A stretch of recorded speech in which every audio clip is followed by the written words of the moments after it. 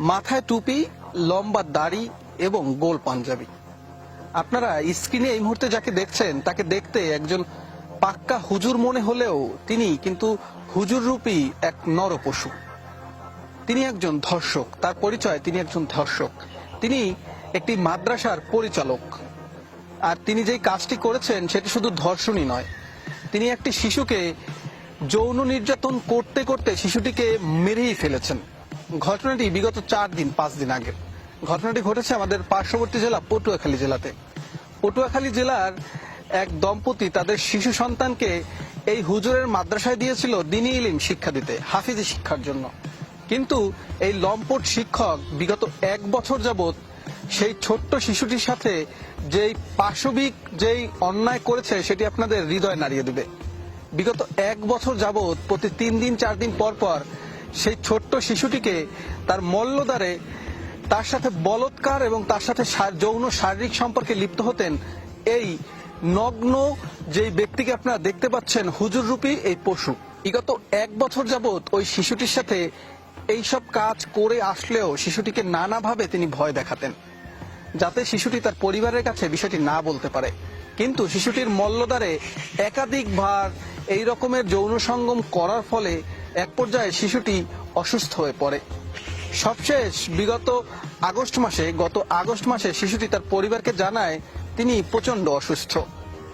পরবর্তীতে তার পরিবার স্থানীয় উপজেলা স্বাস্থ্য কমপ্লেক্সে তাকে নিয়ে যায়।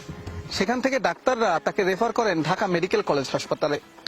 সেখানে যাওয়ার পর শিশুটির পরিবার প্রথমবারের মতো জানতে পারেন শিশুটি ক্যান্সারে আক্রান্ত।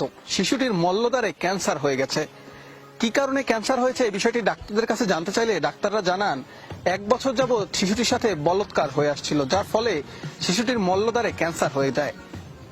এই ঘটনার পর শিশুটিকে ঢাকা মেডিকেল কলেজ হাসপাতাল থেকে রেফার করা হয় মহাখালীর ক্যান্সার হাসপাতালে।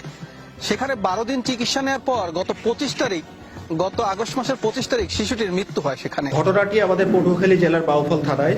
এজাহার অনুযায়ী আমরা জানতে পারি যে বাউফল থানার বড় ডালিমা গ্রামে একটি হাফিজিয়া মাদ্রাসা আছে। সেখানে ভিকটিম পড়াশোনা করত এবং সে আবাসিক ছাত্র হিসেবে পড়াশোনা করত। তার বয়স ছিল 13 এবং তাকে বিভিন্ন সময়ে এই মাদ্রাসার যে প্রধান শিক্ষক তিনি জোরপূর্বক তার সাথে বিভিন্ন সময় যৌন সঙ্গমে লিপ্ত হয়।